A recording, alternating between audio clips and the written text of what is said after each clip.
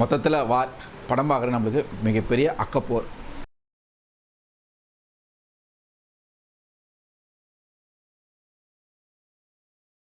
சினிமாட நேயர்களுக்கு வணக்கம். இன்றைக்கி நாம் பார்க்க போகிற திரை விமர்சனம் வந்து ஹிருத்திக் ரோஷன், ஜூனியர் என்டிஆர், அனில் கபூர், கியாரா அத்வானி மற்றும் பல நடிப்பில் வெளிவந்திருக்கிற திரைப்படம் வார் 2.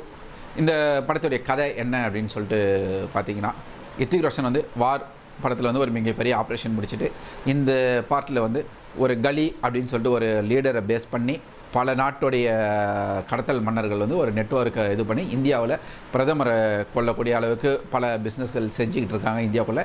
அதை கண்டுபிடிக்கக்கூடிய ஒரு உளவுத்துறை அதிகாரியாக ஹிருத்திக் ரோஷன் அங்கே போகிறாரு.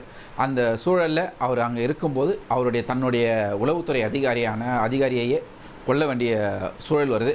அவரால் வளர்க்கப்பட்ட, அவரால் மகனாக பார்க்கப்பட்ட ஹிருத்திக் ரோஷன் கையாலேயே வந்து கொண்டுடுறாரு. அவருடைய மகள் வந்து கியாரா அத்வானி. இப்போ வந்து ஹிருத்திக் ரோஷனுடைய பாஸ் கொல்லப்பட்டதுனால ஹிருத்திக் ரோஷன் வந்து ஒரு மிகப்பெரிய தேச துரோகி ஆகிறாரு. இப்போ அந்த ஹிருத்திக் ரோஷனில் கொல்லப்பட்ட ரா அதிகாரி இடத்துக்கு அனில் கபூர் வராரு. அவருடைய தலைமையில் ஜூனியர் என்டிஆர் வந்து ஹிருத்திக் ரோஷனை தேடி கண்டுபிடிக்கிற பொறுப்பு ஒப்படைக்கப்படுது. அவங்க கூட கியாரா அத்வானியும் இணையிறாங்க.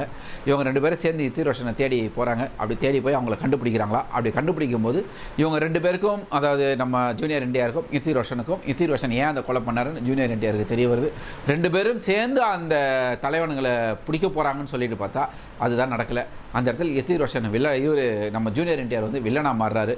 ஹிருத்திக் ரோஷனுக்கு அகைன்ஸ்டாக மாறி இவர் தான் வந்து அங்கே உண்மையிலே வந்து டபுள் ஏஜென்ட்டாக வேலை செய்கிறாரு நம்ம ஜூனியர் என்டிஆர். ஹிருத்திக் ரோஷன் அதை தெரிஞ்சு ஜூனியர் என்டிஆரை தடுத்து, பிரதமர் கொலையை தடுத்து எப்படி ஜெயிக்கிறாரு அப்படின்றது தான் இந்த படத்துடைய கதை. இவர் வந்து கடைசியில் வந்து ஜெயிக்கலை யாரை, நம்ம ஜூனியர் என்டிஆரை அவர் திருத்துறாரு. அந்த மாதிரி தான் கதை வந்துருக்குது. இந்த படத்தில் பார்த்திங்கன்னா மிக பல விஷயங்கள் வந்து சொதப்பல்கள். ஒரு விஷயம் வந்து ரொம்ப நல்லா இருக்குது. என்னென்னா, செலவு நல்லா பண்ணியிருக்காங்க, சிஜி நல்லா பண்ணியிருக்காங்க. ஒரு ஹாலிவுட் தரத்துக்கு நம்மளும் எடுக்கணும்னு சொல்லிட்டு முயற்சி பண்ணியிருக்கிறாங்க.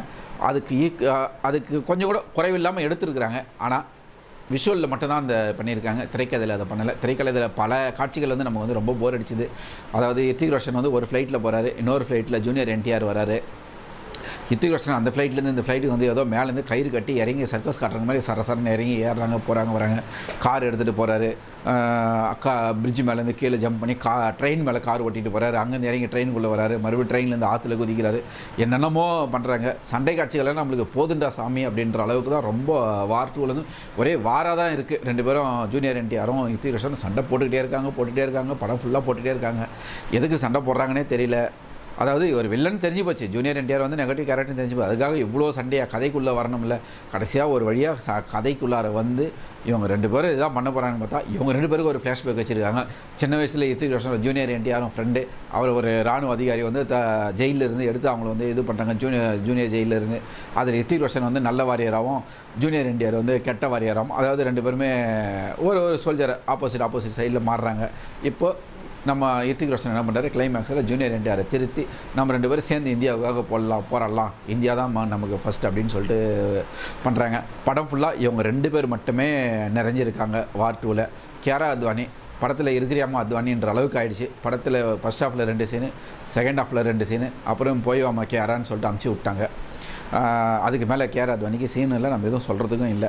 முதல் பாதியில் ஒரு பொண்ணை தத்தெடுத்து வளர்க்குறாரு ஹிருத்திக் ரோஷன். அந்த பொண்ணை இந்த பாட்டில் கொண்டு வந்து காரில் உட்காரச்சு, எதுக்குன்னு தெரியல, அந்த பொண்ணு பாவம் எங்கேயோ படிச்சுட்டு இருந்திருக்கும். அதை கொண்டு வந்து காருக்குள்ளே உட்காரச்சு ஏற்றி தலைகளை உருட்டி விட்டு அதெல்லாம் பண்ணி நீயும் அடுத்து ஜேம்ஸ் பண்ணின்னு சொல்லிட்டு போயிருக்காரு. ஒருவேளை அடுத்த பாட்டில் இந்த பொண்ணு வளர்ந்து மிலிட்ரியில் வந்து ஒரு இராணுவ அதிகாரியாக சேவை செய்ய போது என்னவோ தெரியல. அந்த மாதிரி போயிட்டுருக்கு. அனில் கபூர் ஒரு நேர்மையான அதிகாரியாக வராரு. இப்படியாக இந்த படம் ஜூனியர் என்டிஆரை வில்லனாகவும் காட்ட முடியாமல் நல்லவனாகவும் காட்ட முடியாமல் கடைசியில் திருத்திடலாண்டா சாமின்னு சொல்லிட்டு போட்டு அடித்து உடச்சி முதுகெலும்பெல்லாம் உடச்சி திருத்தி கொண்டு போய் விட்டுறாரு. நீ ஒரு பக்கம் போ, நான் ஒரு பக்கம் போகிறேன்னு சொல்லிட்டு மொத்தத்தில் வார் படம் பார்க்குற நம்மளுக்கு மிகப்பெரிய அக்கப்போர்.